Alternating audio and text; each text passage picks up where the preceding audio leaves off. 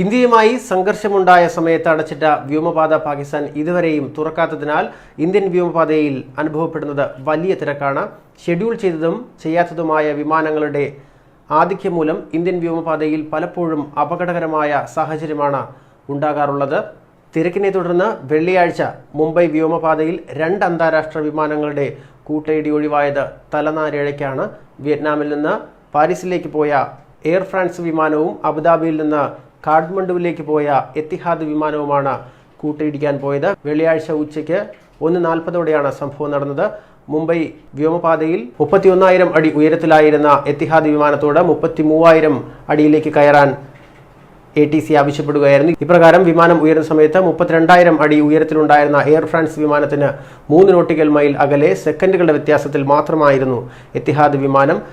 നേർക്കുനേരെയായിരുന്നു ഇരു വിമാനങ്ങളും. ഉടൻ തന്നെ വിമാനങ്ങളിലെ കൂട്ടിയിടി ഒഴിവാക്കാനുള്ള സംവിധാനം പ്രവർത്തനക്ഷമമാവുകയും പൈലറ്റുമാർ വിമാനങ്ങൾ മാറ്റുകയും ചെയ്തതിനാൽ അപകടം ഒഴിവാവുകയായിരുന്നു. ഇക്കാര്യത്തെക്കുറിച്ച് അന്വേഷണം നടക്കുകയാണെന്നും സംഭവ സമയത്ത് ഡ്യൂട്ടിയിലുണ്ടായിരുന്ന എയർ ട്രാഫിക് കൺട്രോളറെ ഡ്യൂട്ടിയിൽ നിന്ന് മാറ്റി നടപടിയെടുത്തിട്ടുണ്ടെന്നും സീനിയർ ATC ഓഫീസർ വാർത്താ ഏജൻസിയോട് വ്യക്തമാക്കിയിരുന്നു.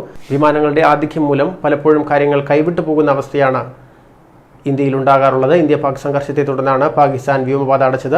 സംഘർഷത്തിന് അയവ് വന്നുവെങ്കിലും വ്യോമപാത തുറക്കാൻ പാകിസ്ഥാൻ ഇതുവരെ തയ്യാറായിട്ടില്ല. അതുകൊണ്ട് തന്നെ ഇന്ത്യൻ വിമാനപാതയിൽ വലിയ തിരക്കാണ് അനുഭവപ്പെടുന്നത്. 7 പ്രാവശ്യമാണ് വ്യോമപാത തുറക്കുന്ന തീയതി പാകിസ്ഥാൻ നീട്ടിവെച്ചത്. തിങ്കളാഴ്ച തുറക്കുമെന്നാണ് അവസാനമായി അറിയിച്ചിരിക്കുന്നത്.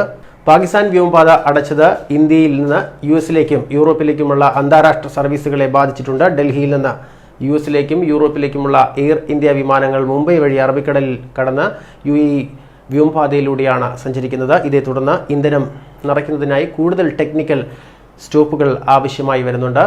പല സർവീസുകളും താൽക്കാലികമായി നിർത്തിവെക്കുന്ന ഒരു സാഹചര്യവും ഉണ്ടായിട്ടുണ്ട്. അതേസമയം തെക്കൻ രാജ്യങ്ങളിലേക്ക് സർവീസ് നടത്തുന്ന മറ്റ് അന്താരാഷ്ട്ര വിമാനങ്ങളും ഈ പാത പിന്തുടരുന്നതിനാൽ മുംബൈ വ്യോമാതിർത്തിയിൽ വലിയ തിരക്ക് അനുഭവപ്പെടുന്നുണ്ട്.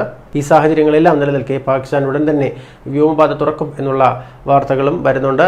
അല്ലെങ്കിൽ വലിയ രീതിയിലുള്ള അപകടങ്ങൾ സംഭവിക്കാനുള്ള സാധ്യത ഏറെയാണ്. ന്യൂസ് ഡെസ്ക് മലയാളി വാർത്ത.